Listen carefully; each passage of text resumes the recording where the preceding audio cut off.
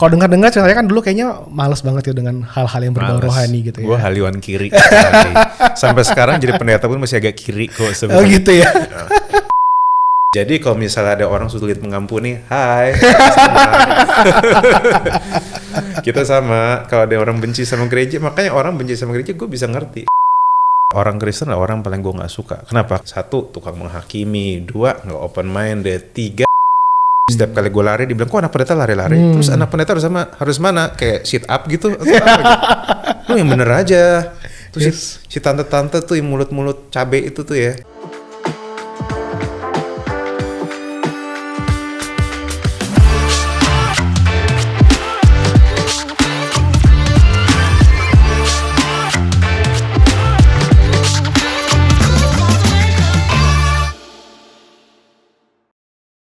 Halo semuanya, apa kabar? Kembali lagi di program kita Today's Message Podcast. Dan hari ini kita sudah kedatangan seorang narasumber yang luar biasa. Dia adalah seorang penyanyi, hamba Tuhan. Dan tentunya kita akan dengar cerita yang seru banget dari seorang pastor, Raguel Lewi. Thank you Mas ya. Thank you bro buat bisa join. Of course. Thank you atas kesempatannya. Saya kayak gue sekilas beberapa kali pernah lihat podcast ini kayaknya. Pernah lihat ya. Waktu itu kan karena Kristo, teman rekan gue Pastor Kristo kan juga sempat ngepost. Iya. Terus lucu kira ternyata backgroundnya lucu ya. Ya udah seru maksudnya. Jadi dan diundang ke sini seru juga. Iya. Dan ya itulah. Yes. Thank you. Thank you banget juga nih bisa join nih. Thank you for having me. Oke. Nah, hari ini kita ngobrol dulu tentang maksimal di usia muda. Wow.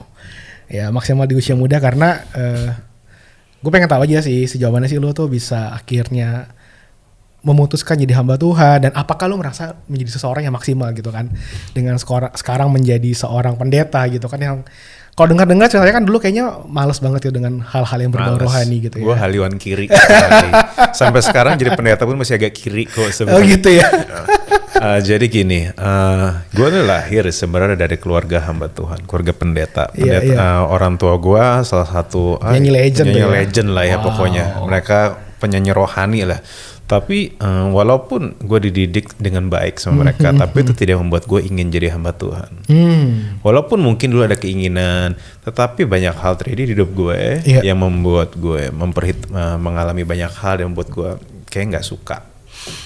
Nggak suka. Ada banyak hal terjadi dan hal-hal itu yang orang nggak pernah tahu. Jadi apakah gue melayani? Yes, gue dari kecil tuh melayani Tuhan sebenarnya. Sebenarnya gini, dari remaja sebenarnya. Wow. Gue sebenarnya gini, secara status atau secara KTP atau secara formulir baptisan ya, gue menerima Yesus sebagai Tuhan dan Juru Selamat pada umur 12 tahun, 11-12 tahun. Yang ngalamin Tuhan lah yang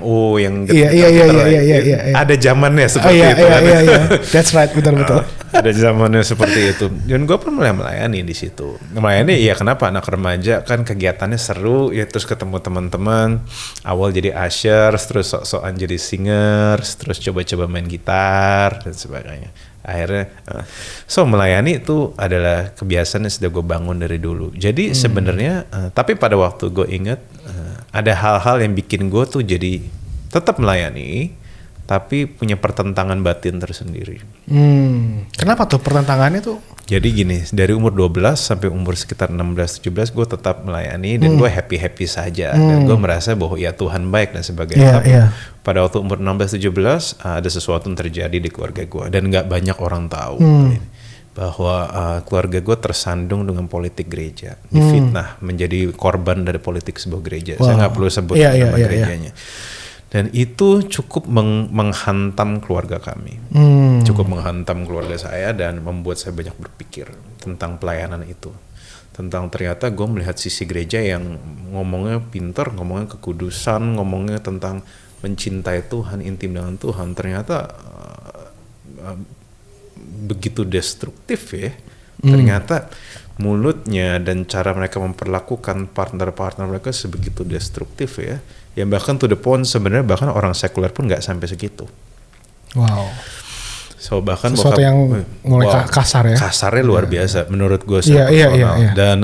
Dan menurut beberapa profesional juga itu kasar banget. Bokap gue stres to the point beliau mungkin orang nggak tahu, tapi beliau sampai mati suri 2 kali. Wow. Jadi beliau pada waktu gue inget gue SMA 1, I will never forget that day. Kenapa? Karena waktu itu gue lagi siap-siap, itu sudah mau liburan sekolah kan, yeay, harusnya happy ya, liburan sekolah. Tapi karena masih ada remedial dulu kan ada sekolah kan ada kurikulum basis kompetensi, remedial banyak banget kan. Dan itu gue pagi-pagi harus remedial ke sekolah karena harusnya ada libur. Tiba-tiba ibu Lea tiba-tiba teriak, dan gue nggak pernah dengar teriakan itu diteriakan ibu gue, nyokap gue. Dan pada waktu gue buka pintu, di situ gue menyadari bahwa bokap gue biru, udah napasnya udah berhenti, udah kencing, udah air seninya sudah keluar. Itu dan sebenarnya itu tanda orang sudah gone sebenarnya. Ya tapi karena satu lain hal bisa nafas lagi, ya akhirnya dan sekarang beliau masih sehat sampai sekarang. Cuma itu menimbulkan trauma yang cukup mendalam. Dan tanpa gue sadarin, walaupun gue berusaha untuk kikis terus, kebencian itu muncul. Jadi bukan berarti gue nggak ngikis loh. Gue tahu Alkitab, gue tahu bahwa jangan membenci. Tapi ibaratnya harus diakui ada ibaratnya gini, kalau tanaman ada tanaman yang kita harus kejar-kejaran, motong, kadang ini bisa cepat tumbuh lagi, motong bisa harus cepat tumbuh lagi. Dan tampaknya kebencian itu tumbuh lebih cepat dari effort gue untuk memotongnya. Sehingga selama 1 dekade setelah itu gue punya kebencian yang cukup mendalam. Wow, 1 dekade berarti 10 tahun ya? Ya, jadi kalau misalnya ada orang sulit mengampuni, hai. Kita sama, kalau ada orang benci sama gereja, makanya orang benci sama gereja gue bisa ngerti kenapa. Tapi ada juga banyak alasan terjadi di hidup gue. Kenapa akhirnya dari gue benci banget sama gereja, tapi tetap melayani loh. Jadi kondisinya benci dengan kondisi gereja tapi tetap mau melayani ya? Nah itu, dan gue sebenarnya ada spesies yang paling mengerikan. Kenapa? Karena kalau orang gereja itu mendingan kalau misalnya udah benci mendingan keluar ya. Tapi gue spesies yang paling mengerikan. Kenapa? Karena gue ada di dalam tapi gue punya kebencian. Itu kalau misalnya dibiarkan itu bisa sangat destruktif sama gereja itu sendiri. Gue bisa, kalau gue jadi penyuara anti gereja, gue bisa jadi orang paling kencang suaranya. Karena gue masih dalam, gue tahu betul, dan gue bisa ngomong apa yang gue mau. Dan gue mungkin kalau misalnya Tuhan tidak tangkap gue akan jadi orang paling destruktif kali. Gue bisa sangat destruktif. Kejamnya gue bisa, mungkin akun-akun satir itu akan kalah kejam sama gue.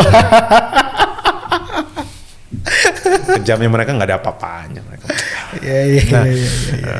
Jadi itulah terjadi, dan gue melewatkan hidup gue 10 tahun tetap melayani, tapi akhirnya gue lebih baik dulu gue sekuler aja.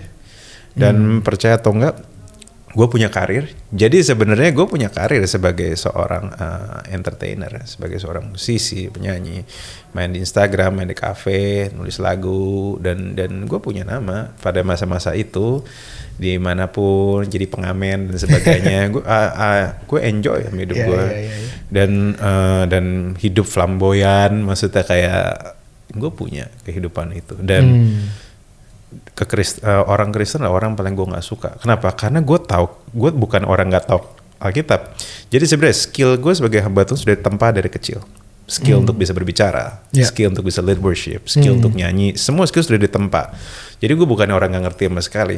Cuma pada waktu gue lihat orang-orang gereja, ya apalagi nggak usah jauh-jauh, orang-orang biasanya aja. 1, tukang menghakimi. 2, nggak open minded. 3, cuma tahu isu yang rohani-rohani, yang jasmani kagak tahu. 4, apalagi pada waktu lagi ada masalah mereka coba bilang bisa kamu berdoa aja, itu kan enak maksudnya. itu jadi pertentangan itu ada begitu banyak di hidup gue. Jadi bilang berdoa tapi sebenarnya tidak ada tindakan untuk menolong ya? Nggak ada. Sebenarnya nggak salah dong kalau kita bilang ya udah lu berdoa gitu. Nggak salah. Cuma yang jadi masalah ketika kita nggak do something menolong mereka gitu ya. Iya. Jadi tentu kalau misalnya berdoa tidak ada yang salah. Cuma gue menangkap pada waktu dulu, ingat karena gue lagi kritis ya, sehingga gue melihat itu sebagai sebuah lempar tanggung jawab.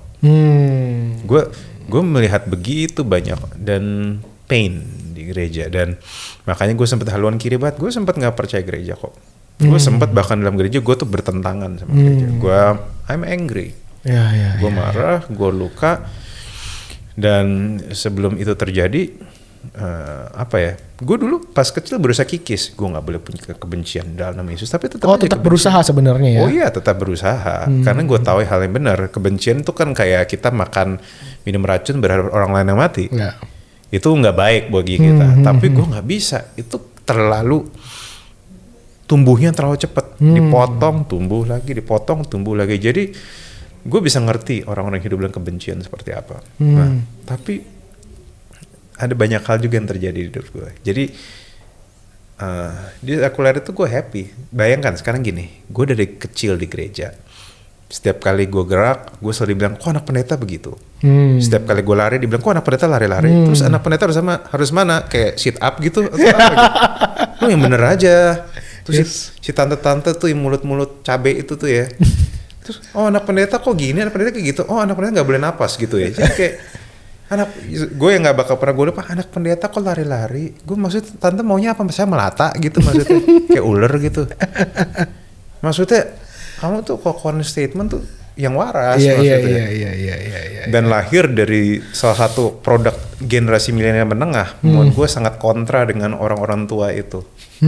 Karena terekspos dengan internet, sering baca, sering tahu, dan gue menemukan begitu banyak hamba Tuhan tidak tahu banyak, pendeta nggak tahu banyak. Iya. Jadi itu membuat gue kayak apaan sih? Iya. Apalagi gue melihat orang-orang, gue inget pada waktu gue remaja, gue dengar banyak pendeta yang khotbahnya itu karena di gereja remaja anak muda khotbahnya sembarangan. Pernah lihat nggak?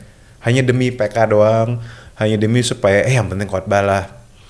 Mereka tidak mempersiapkan dengan baik, tidak mengerti bahasa kami, dan itu menimbulkan kekecewaan. Jadi seakan-akan kita ini lu tuh nggak peduli sama kita, lu nggak peduli, tapi lu tuh mau tenaga kita doang. Iya. Itu menghadirkan antipati yang luar biasa besar. Iya. Jadi kalau gereja yang orang-orang bilang gereja-gereja itu yang nggak butuh gereja, sebenarnya gue ada di kiri, gue di posisi mereka, cuma karena gue mengasihi orang tua gue aja. Yeah. Jadi gue stay di situ. Cuma karena itu. Kalau misalnya tuh gereja bukan orang tua gue udah cabut. Iya. Simple itu. Sesimpel itu. Jadi emang dari awal tuh orang tua emang udah menjadi salah satu gembala gereja dong ya? Memang sudah menggembalakan di gereja juga. Pada waktu itu mereka di dalam satu gereja kan, mereka menggembalakan satu daerah di daerah Amerika gitu, West Amerika, sampai tahun 2005 gitu, 2004-2005. Nah semenjak itu mereka di Jakarta tahun 2005 establish gereja sendiri di Jakarta. Berarti yang sampai sempet sakit mati suri itu di Amerika? Tahun 2005 itu. Oh, udah di sini? Udah di sini. Baru udah mau kayak ibaratnya gini, hitungnya sudah mau turun. Kayak tadinya kan bolak-balik terus. Itu tension untuk luar negerinya sudah mulai turun. Ya. Jadi itu painful sekali. Nah, tetapi itu yang menarik bahwa kayaknya, jadi makanya gini, kan gue sadar betul karena gue tuh tidak suka sebenarnya sama lingkungan gereja, tidak suka sama kemunafikan mereka dan ketidakcerdasan mereka dalam menyikapi satu keadaan. Gue akhirnya menyadari banget pada waktu gue hadir di sini, simply karena Tuhan yang panggil. Karena gue tidak punya alasan di situ. Orang tua gue dilukai. Orang tua gue, keluarga kami berat. Terus gue ngeliat orang-orang menyebalkan. Gue orang-orang tidak kayak orang nggak banget lah maksudnya. Dia di antara lingkungan tuh mereka itu yang paling nggak banget lah. Dan di situ gue menyadari bahwa kalau misalnya gue hadir di sini sampai sekarang, sampai tadi pagi, every day gue struggle sama panggilan ini jadi hamba Tuhan. Setiap pagi sampai sekarang. Bahwa gue setiap pagi masih berlutut di hadapan Tuhan. Bahwa misalnya gue masih berdebat, masih ada momen berdebat sama Tuhan. Apakah ini kalau berdebat banyak hal tentang menyebalkannya pelayanan, tapi satu sisi ada alasan lain, ada banyak alasan kenapa akhirnya gue mengambil jalur ini. Wow. Ada alasannya. Wow. So by the way kan mungkin buat teman-teman yang menyaksikan ini, jadi tadi kalau bicara soal orang tuanya adalah Pastor Robert and Ibu Lea gitu ya. Di tengah lagu yang gue tuh suka banget lagunya Pastor Robert gitu ya. Itu dari kecil nyokap gue itu selalu pasti style itu ya di musik. Living legend. Iya, itu udah kayak sesuatu yang setiap hari pasti gue denger gitu tuh lagu. Tapi ternyata di tengah lagunya yang begitu menenangkan, membuat orang damai, tapi ada gejolak yang cukup besar ternyata dialami ya. Sangat dialami. Wow. Tapi ada something happen juga yang terjadi pada waktu tahun 2015 dan di makin besar di tahun 2017. Itu pergolakan itu terjadi di hidup gue. Nah, yang pertama adalah pulihnya gue terhadap gereja. Nah itu gimana tuh ceritanya bisa sampai mulai pulih tuh? Jadi gue sudah ngelihat berbagai macam orang gitu ya di gereja, dan gue udah enak banget. Sampai akhirnya gue ketemu satu hamba Tuhan dari GKI. Sampai sekarang gue Pendeta Joas Adi Prasetya. Menurut gue satu teolog terbaik Indo nih menurut gue sih secara personal, dan gue datang ke seminar dia, dan sampai sekarang kami berteman dengan sangat baik. We are in very good relationship. Dan apa yang dia ceritakan soal gereja itu membuka mata gue, ada sudut pandang lain yang gue tidak lihat. Dan apalagi pada waktu gue mulai melihat, gue mulai terekspos sama begitu banyak resource ya tentang church planting. Karena kan kadang jadi somehow di dalam hati gue tuh ada kebencian tapi ada kerinduan bahwa jadi satu sisi bahwa gue benci banget sama gereja, tapi kenapa sih ini begini? Gue berusaha meneliti kenapa ini terjadi. Dan percampuran ketemu beliau dan juga membaca resource yang kayak entah setelah gue pikir-pikir lagi kayak memang Roh Kudus izinkan gue untuk baca resource itu. Somehow gue menemukan bahwa kenapa orang tua gue diperlakukan dulu seperti itu. Kenapa gue diperlakukan seperti ini dan kenapa gereja seperti ini. Dan di situ gue menyadari, pertama kali gue mengerti, the true problems di gereja Indonesia is never about theological problems. It is leadership problem. Problem kepemimpinan, problem struktural, problem ketidakjelasan.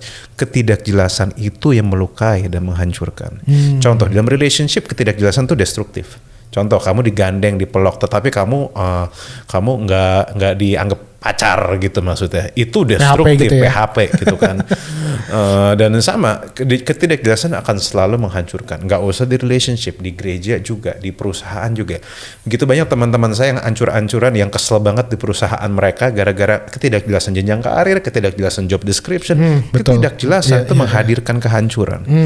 Dan itu yang bikin saya tuh terbuka matanya. Dan somehow kayak Roh Kudus kasih penghiburan, kasih damai sejahtera, bikin saya tuh kayak, this is the problem. So what you gonna do with this? What you gonna do? Apakah kamu mau ada di daerah pengkritik yang akan terus menyerang tubuhku, atau kamu menjadi bagian dari solusi? Wow. Makanya kalau untuk jadi for information saja, saat ini saya menjabat di New One International Church sebagai executive pastor yang unsurprisingly bicara soal manajemen, organisasi, budaya, culture. Saya di daerah situ. Dan ini sebenarnya ada daerah di gereja yang paling tidak populer. Karena satu, ribet, kedua, nggak terkenal aja gitu.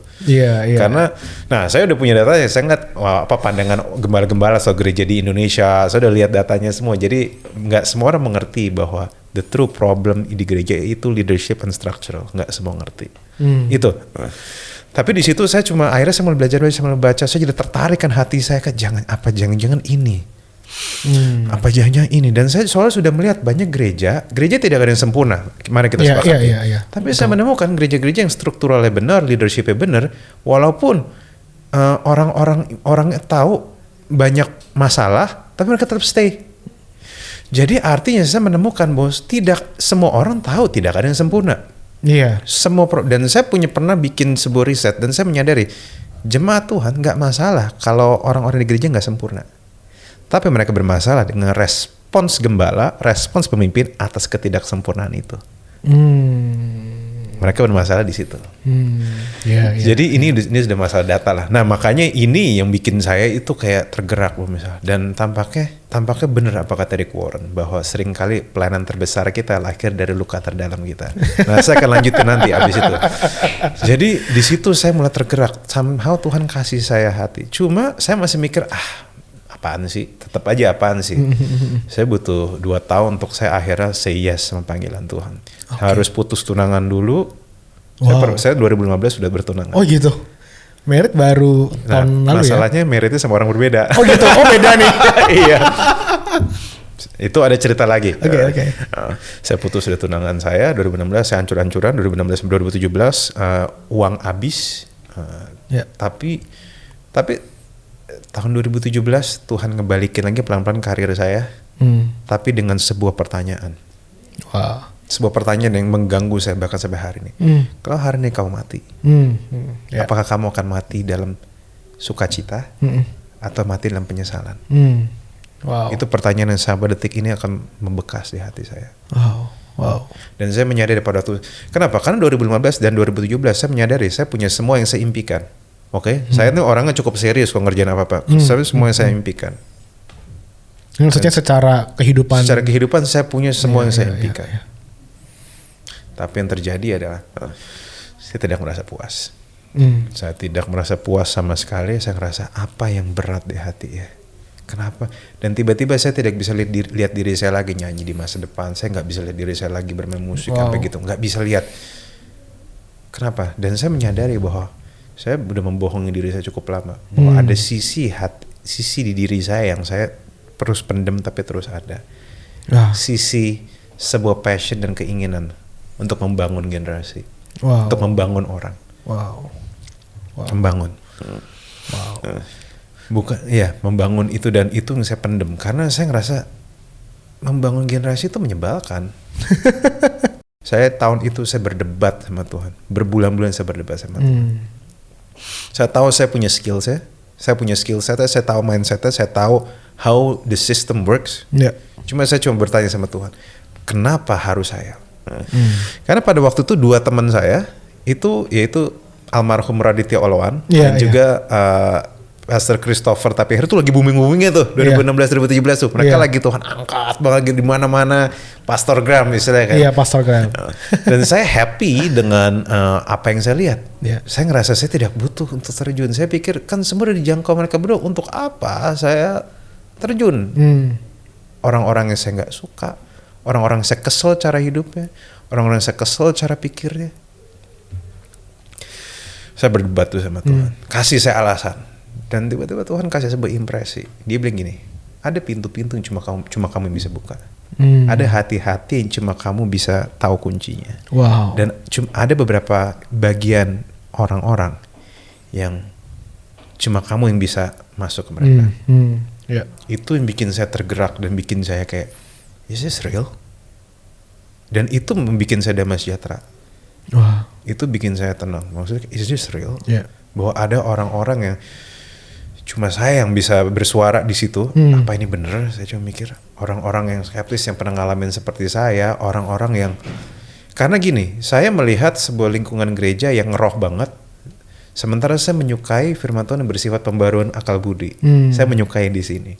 Terus saya pikir mana mungkin sih, dan tiba-tiba Tuhan kayak menantang saya, dan akhirnya saya menantang Tuhan. 2018 saya akan kerjakan yang terbaik. Saya akan serius. Semua hal yang saya akan balik 180 derajat. Saya akan hidup saya jadi hamba Tuhan. But if I don't like what I see, saya akan balik lagi ke karir saya. Deal? Saya deal sama Tuhan kayak gitu.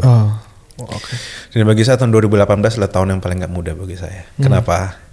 Simple, karena itu saya kebakar kapal. Gimana tuh? Bakar kapal dalam arti, pada waktu saya memutuskan jadi hamba Tuhan, jadi pendeta.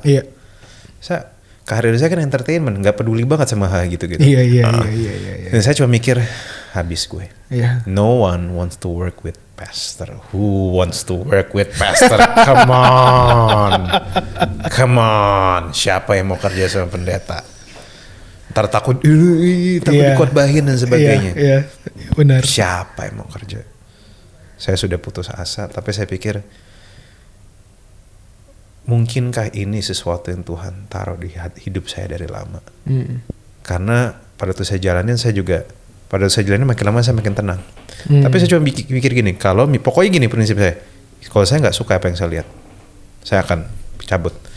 Saya ingat saya tuh jadi hamba tuh mengambil keputusan jadi hamba Tuhan setengah mempertanyakan, setengah agnostik malahan. Ini orang nggak semua tahu. Karena saya cuma bisa bilang, tapi karena gini, saya percaya karakter Tuhan bahwa kalau memang ini panggilanmu, kamu yakinin saya. Kamu yang repot. Kenapa harus saya yang repot? Kan you yang manggil saya. Saya ini akan kerjain baik nih, yang bagian saya. Saya akan belajar yang baik. Saya akan berusaha untuk merewind kembali cara saya berbicara dan sebagainya. Tapi saya mau kamu yang ngurapin saya mau kamu yang persiapin yang saya nggak bisa persiapin dong. Kan lu yang manggil, masa gue ngerepot?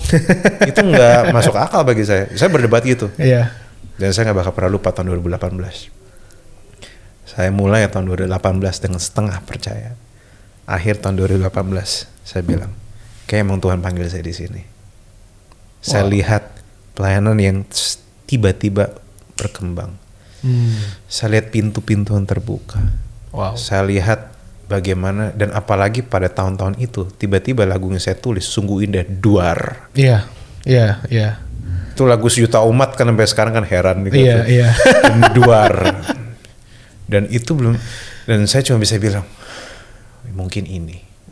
Tapi saya nggak punya pengharapan lagi soal industri entertainment dan sekuler, dan ternyata saya salah. Saya salah besar.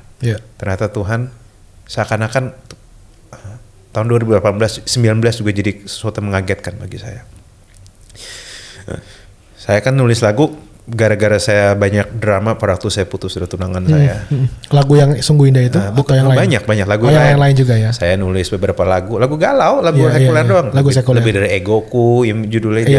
Kemudian saya iseng dikasih ke satu penyanyi namanya Mawar Eva kan, Mawar Eva De Jong. Dulu saya mikir, siapa ini bocah satu nih kan? Mukanya kayak orang tersakiti gitu kan. Saya kan nggak peduli maksudnya. Dan ternyata di luar dugaan, ternyata Tuhan sama sekali tidak, apa yang dia janjikan jauh lebih besar dari yang saya impikan. Saya berpikir udah jadi full timer aja, udah deh melayani aja. Nggak tahu nih pasti duitnya susah juga pasti kan. Karena saya tahu hamba Tuhan tuh nggak mudah. Ternyata saya salah. Justru pada waktu saya kejar impiannya Tuhan yang booming impian saya dulu. Wow. Saya juga bingung. Kalau saya nanya, kok lu bisa begitu? Gue juga bingung. Iya. Bingung juga. Nah, sekarang saya di posisi yang saya nggak pernah bayangkan. Saya hidup di dalam fulfillment yang luar biasa. Saya jadi itinerant preacher. Tuhan izinkan saya muter di seluruh daerah di Indonesia. Tapi saya juga punya kesempatan untuk membangun jemaat Tuhan di dalam local church. Yang sangat saya kasihi sekarang. Dan saya Tuhan kasih masih kapasitas untuk still build business di entertainment juga. Dan tiga-tiganya jalan dengan baik. Dan content creating saya masih jalan. Dan yang menarik adalah semua yang Tuhan izinkan itu pelayanan terbesar saya. Semuanya lahir dari pengalaman terburuk saya, luka terdalam saya. Kenapa saya bisa ngajar? Karena saya dulu kesel sama banyak pendeta yang nggak menghargai jemaatnya dia, ngomong sembarangan, berantakan, nggak mendarat ngomongnya. Akhirnya saya mikir, kok someday saya dikasih kesempatan sama Tuhan, saya nggak mau kayak gitu. Bikin bingung gitu ya? Bikin bingung. Kedua, kenapa saya nulis lagu Sungguh Indah? Karena saya kesel sama lagu Rohani Indo, kesel banget, kayak ini ganggu banget sih pesannya. Saya nggak suka aja pesannya. Akhirnya saya cuma bikin apa yang saya percaya tentang Tuhan, jadi Sungguh Indah. Terus ngegas tapi sayang, hashtag ngegas tapi sayang di Instagram. Saya itu muncul karena saya putus dari tunangan saya. Dan saya merasa, saya introspeksi diri, mungkin saya di bagian-bagian yang toxic. Di situlah saya mulai mempelajari tentang relationship. Dulu saya lahir di sebuah gereja, bertumbuh di sebuah gereja yang leadership berantakan. Di situ makanya saya mulai belajar leadership, belajar management, mulai belajar namanya building values, vision casting. Dan itu semua tampaknya saya menyadari, kok semua luka saya yang saya anggap problem ternyata provisi dari Tuhan. Itu menolong ya. Justru itu menolong saya untuk punya motivasi yang kuat untuk membangun. Jadi akhirnya itu, dan kenapa saya mundur pada waktu itu, dari akhirnya baru jadi hamba Tuhan. Karena kalau saya membangun orang, jadi entertainment tuh tools yang nggak banget menurut saya. Bangun orang itu, saat membangun itu bicara bahwa kamu harus ada pesan-pesan yang harus kamu ulang. Mendidik kan nggak bisa sekali, harus berulang-ulang. Dan saya menemukan ministry ada hal paling cocok. Disitulah saya berdamai dengan ministry. Tempat di mana saya paling benci, tempat di mana saya paling kesel. Ternyata Tuhan panggil saya ke situ. Jadi sekarang benar-benar full di pelayanan aja atau? Sampai sekarang saya masih ada bisnis. Masih ada bisnis tadi itu ya? Dan ternyata saya bertanya sama Tuhan, saya kan hatinya dari melayani aja. Kenapa Tuhan masih izinkan saya di punya bisnis ya, punya daerah ini kan? Dan kayak Tuhan kasih impresi supaya kamu bisa jadi hamba Tuhan yang relate sama yang jemaat kamu. Makanya sampai detik ini banyak orang-orang setiap kali bicara sama saya, mereka selalu bilang, Pastor Al tuh khotbah paling relate. Kenapa? Bukan karena relatable ya, karena saya tahu bahwa saya tidak memposisikan diri lebih tinggi dari mereka. Saya cinta firman Tuhan, saya coba bagikan, tapi saya ngerti jembatannya karena saya juga ada di daerah situ. Saya ngerti pergumulan mereka. Saya tahu susahnya generasi ini, maksudnya bahwa gaya hidupnya kayak cendana, tapi duitnya keluarga cemara ya gitu ya. Susah ya maksudnya kan, berat. Saya tahu pergumulan mereka, teman-teman yang kerja di SCBD yang kelihatannya keren-keren, baju pakai jas, tapi ternyata utangnya gak ditutup lubang, kartu kredit banyak digesek. Dan itu membuat saya menjadi, dan itu yang, dan memang dari awal memang Tuhan kasih sebuah conviction bahwa kamu harus jadi hamba Tuhan yang kalau ngomong tuh relatable. Kebenaran boleh, tapi bener, tapi harus tetap bisa disambungin. Dan kuncinya adalah kamu harus hidup di daerah mereka hidup. Kamu harus tetap terkoneksi. Saya tentu itu jadi problem kadang-kadang. Kenapa? Karena kalau hamba Tuhan nggak pakai bahasa rohani kan kesannya kok kamu tuh nggak rohani ya. Terlalu duniawi. Terlalu duniawi. Tapi setelah saya melihat apa yang Tuhan taruh di hidup saya menyadari bahwa nggak apa-apa bahasa saya duniawi. Yang penting tetap bawa orang ke surga. Dan kedua, tetap bisa buat orang bisa menikmati hidupnya dia di sini kayak di surga. Karena Alkitab bilang datanglah kerajaanmu di bumi seperti di surga. Makanya saya selalu concern sama hal-hal yang di bumi. Kenapa? Kalau kamu sudah di surga, kamu sudah bersama Yesus, kamu mau concern apa maksudnya gitu? Saya concern sama hal-hal yang mereka lakukan. Banyak gereja cuma concern di 10% perpuluhan. Gereja nggak concern di 90% hidup mereka. Saya khawatir sekali. Kenapa? Kalau 90% hidup mereka screw up. Orang Kristen tuh screw up banget 90%-nya. Bangun relationship kagak bisa, nabung susah. Itu screw up sekali bagi saya. Bagi saya, kamu jadi dampak begini, wow. Saya harus bantu mereka. Tapi mentalnya bukan menggurui, mentalnya membantu. I just want to, saya jadi hamba Tuhan karena saya membantu orang. Nah, mungkin yang terakhir gue mau nanya nih. Tadi kalau bicara soal karir dan pelayanan ya. Kalau mungkin ada anak muda yang hari-hari ini ya, mungkin kayak ya seumuran kita yang milenial atau mungkin di bawah, lebih di bawah gitu yang struggling gitu ya. Gue harus pelayanan atau gue harus jalanin karir gue nih, dan mereka bingung gitu. So what's your advice gitu buat mereka yang lagi tadi mungkin lagi di kantor SCBD yang tapi mungkin saat ini mereka lagi ngelihat kayaknya ada panggilan Tuhan tapi takut untuk ninggalin, ntar gue bayar utang gue gimana gitu kan.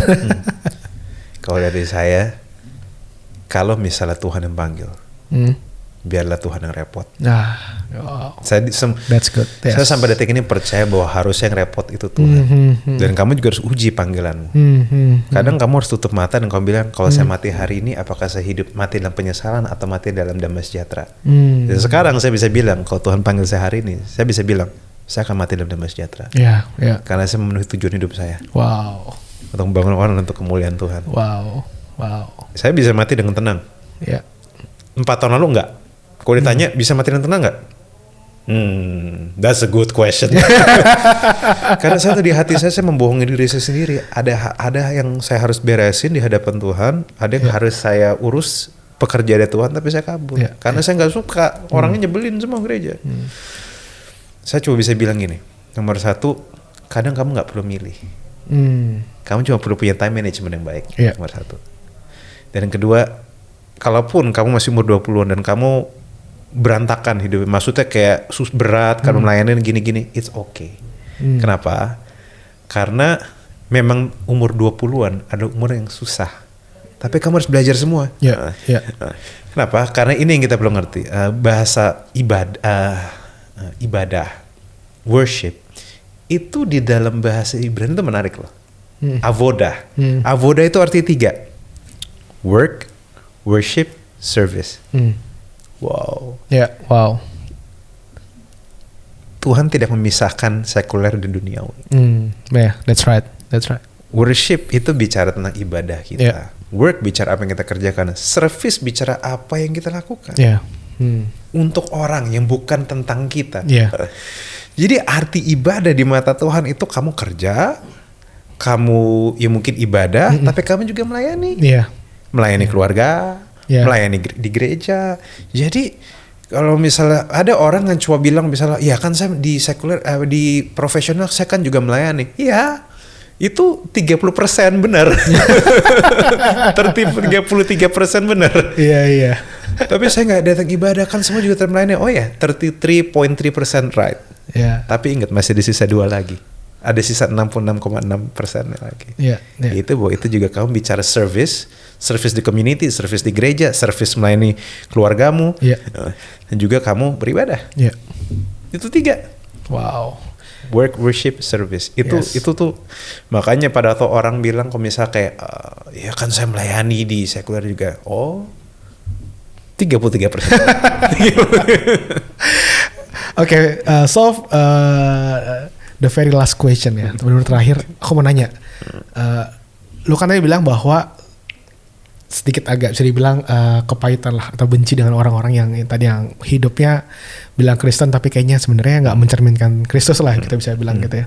So apa yang lo lakukan sekarang sebagai seorang hamba Tuhan? Nah kalau melihat dalam hal ini misalnya jemaat ada bagian dari di gereja di mana lo menggembalakan gitu ya. Ada orang-orang yang kayak gitu. So sekarang dengan pengalaman itu apa yang lo lakukan gitu? Pertama kita harus bedakan. Saya percaya Roma 3:23. Semua manusia telah berdosa dan telah kehilangan kemuliaan Allah. Itu gue pegang sampai sekarang. Dan itu membuat gue punya compassion sama orang. Itu membuat gue punya belas kasihan sama orang. Tapi memang ada beberapa orang yang agak sulit dikasihi. Yang menurut gue lebih sulit dikasihi bukan orang drugs, orang LGBT, itu orang gampang dikasihi.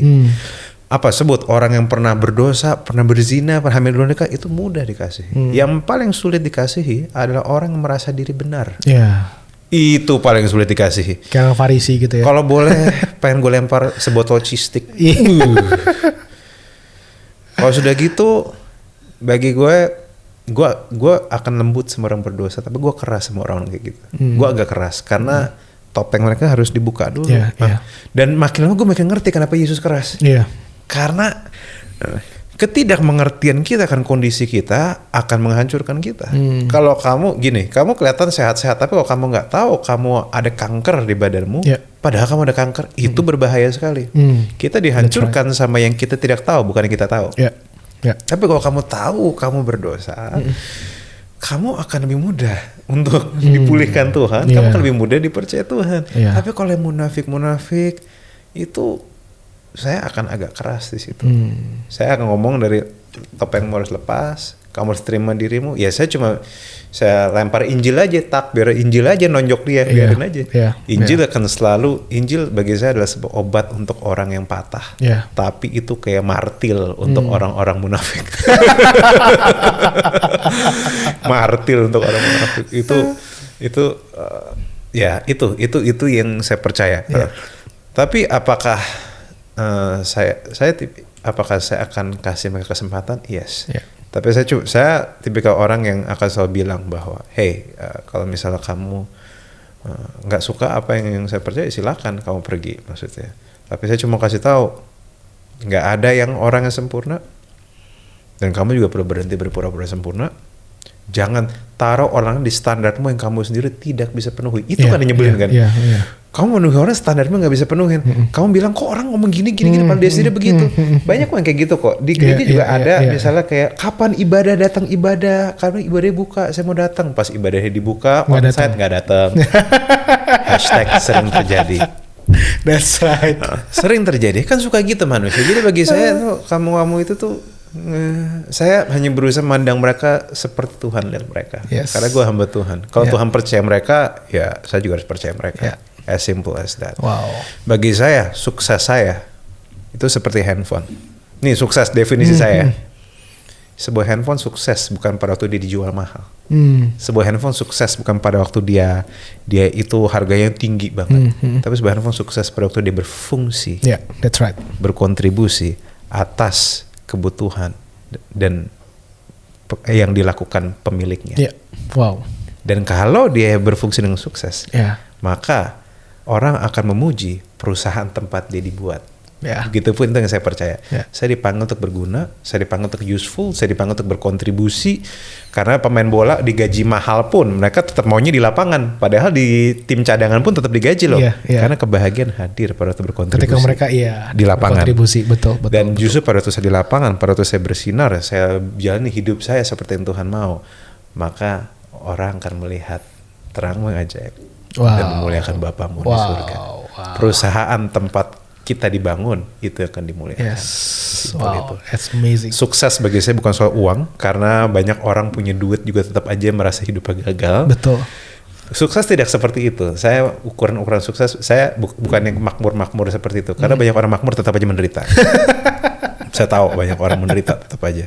Tapi pada waktu kamu bisa berfungsi sesuai desain kamu, berfungsi di dalam kerajaan Tuhan, dimanapun kamu berada, walaupun kamu mungkin gak kaya, kamu kerja di pabrik mungkin biasa aja, tapi kalau kamu bisa berkontribusi, bagi saya itu sesuatu yang luar biasa. Wow. Mungkin kamu menderita, yes. Menderita untuk kamu percaya, yes. Kekristenan memang selalu identik sama penderitaan juga. But you don't give up. That's right. Wow. Berfungsilah. Itu. Oke bro, thank you banget nih. Ini sangat insightful, sangat menolong kita pastinya. So, buat teman-teman ingat bahwa sukses itu nggak selalu soal duit, tapi bagaimana kita bisa berfungsi maksimal, apalagi untuk Tuhan ya bro ya. Dan makanya saya selalu bilang, kalau kamu mau tahu fungsimu seperti apa, melayani. Melayani adalah cara tercepat untuk kamu belajar nggak mikirin dirimu sendiri. Kedua, melayani adalah cara tercepat untuk kamu tahu kira-kira kamu bisa apa. Dan jangan lupa bahwa segala pengalaman yang sudah dalam hidupmu itu Tuhan bisa pakai. Kamu mungkin benci sekarang, tapi someday kalau kamu sudah lewatin, kamu berdamai dengan hal itu, kamu akan ada waktunya di mana Tuhan akan somehow buat sesuatu sehingga pengalaman itu berguna di hidup kamu. Ada seorang filsuf bernama Soren Kierkegaard, teolog dan filsuf favorit saya. Dia bilang gini, life can only be lived forward. Hidup hanya bisa jalan ke depan, but can only be understood backwards. Hanya bisa dimengerti saat kamu melihat ke belakang. Dan makanya kalau kamu nggak pernah ngerti hidupmu saat ini, pengalaman kenapa yang terjadi di hidupmu, kamu jalanin hidupmu. Begitu sudah lewat beberapa tahun, kamu nengok ke belakang, kamu akan lihat bahwa ada tangan-tangan yang Sang Gembala Agung yang menopang kamu dan justru mengarahkan kamu, sehingga hidupmu bisa menjadi sebuah hidup yang bisa kamu berikan ke orang lain. Wow, it's amazing. Oke, thank you banget nih buat Pastor L yang sudah sharing banyak dari hidupnya. The pleasure is mine. Setiap apa yang telah dialami dan pastinya bisa menjadi berkat buat kita semua. So, jangan lupa untuk terus saksikan program kita Today's Message Podcast, karena akan banyak hal-hal yang seru yang akan kita dengar dalam program ini. So, see you next week and God bless you all.